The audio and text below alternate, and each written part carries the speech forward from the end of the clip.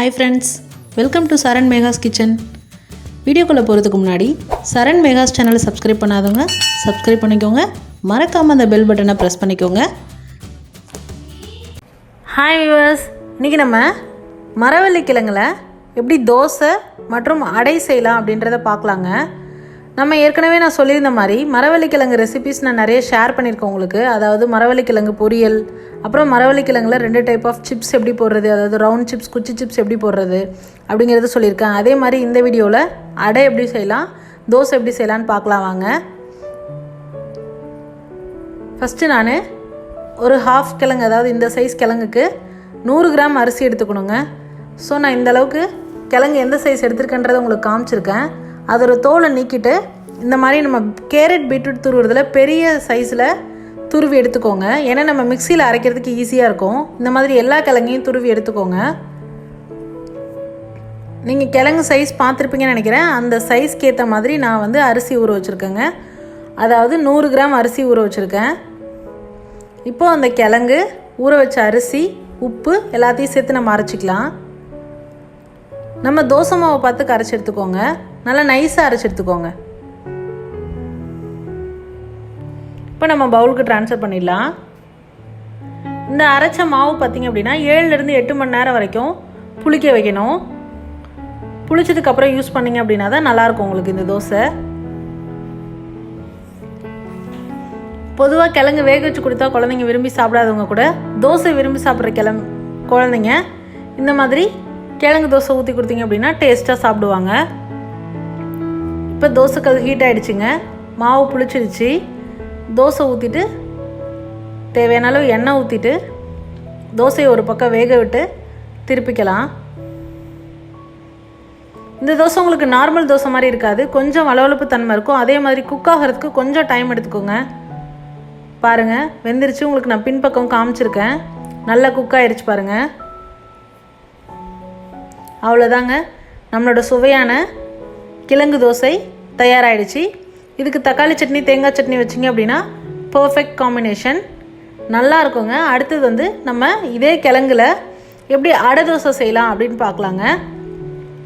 அதே மாதிரி கிழங்கு தோல் நீக்கிட்டு உரிச்சிட்டு இந்த மாதிரி கிழங்கு சீவி வச்சுக்கோங்க. அதே சைஸ் கிழங்கு தாங்க. அந்த சைஸ் கிழங்கு எடுத்தீங்க அப்படின்னா 100 கிராம் அரிசி எடுத்துக்கலாம். அரிசி ஊற வச்சு எடுத்துருக்கேங்க. காரத்துக்கு ஏற்ற மாதிரி காய்ந்த மிளகாய், உப்பு தேவையான அளவு, பூண்டு, சோம்பு, ஓகேங்களா? இது எல்லாத்தையும் இப்போ போட்டு நம்ம அரைக்க போகிறோம். ஃபஸ்ட்டு நம்ம மிக்சியில் காய்ந்த மிளகாய், பூண்டு, சோம்பு, உப்பு இது மட்டும் போட்டு கொஞ்சம் அரைச்சிக்கலாம். பாருங்கள், இந்தளவுக்கு அரைச்சதுக்கு அப்புறமா அரிசியும் கிழங்கும் சேர்த்து அரைச்சிடுங்க. இப்போ நம்ம துருவி வச்சுருக்க கிழங்க அதில் சேர்க்க போகிறோம்.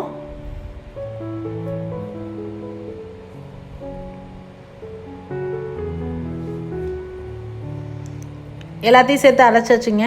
கிழங்கு, அரிசி, மிளகாய், சோம்பு, பூண்டு எல்லாத்தையும் சேர்த்து அரைச்ச கலவை நம்ம ஒரு பவுலுக்கு ட்ரான்ஸ்ஃபர் பண்ணிக்கலாம். இந்த மாவை நீங்கள் புளிக்க வைக்க தேவையில்ல. அடைனாலே உங்களுக்கு தெரிஞ்சிருக்கும், இன்ஸ்டண்ட்டாக நம்ம ஊற்ற போகிறது தான். ஸோ அதுக்கு என்ன தாளிப்புன்னு நம்ம பார்த்துடலாம். சீரகம், கடலைப்பருப்பு, உளுந்தம்பருப்பு, கருவேப்பிலை கட் பண்ணி எடுத்துருக்கேங்க. வெங்காயம் தேவையான அளவு கட் பண்ணி எடுத்துக்கோங்க, பொடியாக கட் பண்ணி எடுத்துக்கோங்க. நம்ம அரைச்சி வச்ச மாவு, ஓகேங்களா? இப்போ நம்ம எப்படி தாளிக்கலாம் நம்ம பார்த்துடலாம். கடாயில் தேவையான அளவு எண்ணெய் விட்டுக்கோங்க. எண்ணெய் சூடானதும் கடுகு,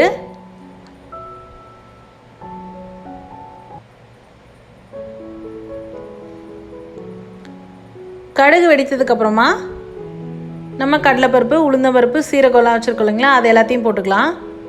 கடலைப்பருப்பு, உளுந்தம்பருப்பு நல்லா செவக்க வறுத்த பிறகு லைட்டாக பெருங்காயத்தூள், அதுக்கப்புறமா நம்ம பொடியாக நறுக்கி வச்சுருக்க கருவேப்பிலை நல்லா வதங்கினதுக்கப்புறமா வெங்காயத்தையும் சேர்த்து நல்லா வதக்கிக்கோங்க.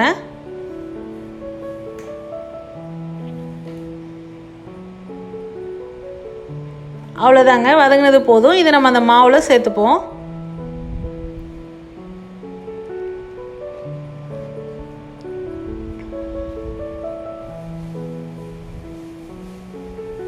இது எல்லாத்தையும் சேர்த்து நல்லா கலக்கி விடுங்க.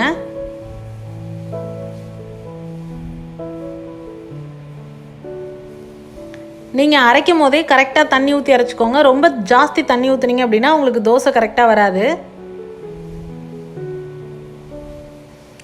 இப்போது தோசைக்கல் ஹீட் ஆகிடுச்சுங்க. நம்ம அடை தோசையை ஊற்றி எடுத்துடுவோம்.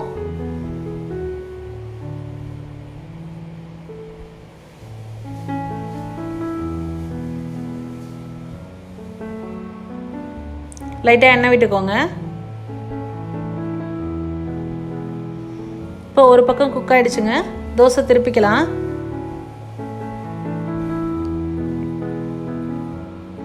பாருங்கள், இந்த அடை தோசையும் குக் ஆகிறதுக்கு கொஞ்சம் டைம் எடுத்துக்கும். ஸோ ஸ்டவ்வை மீடியம் ஃப்ளேமில் வச்சு குக் பண்ணுங்கள்.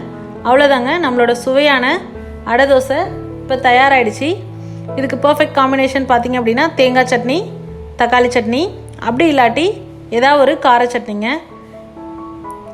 இந்த மாதிரி கிழங்கு சீசனில் கிடைக்கும் போதே நீங்கள் வாங்கி யூஸ் பண்ணிக்கோங்க.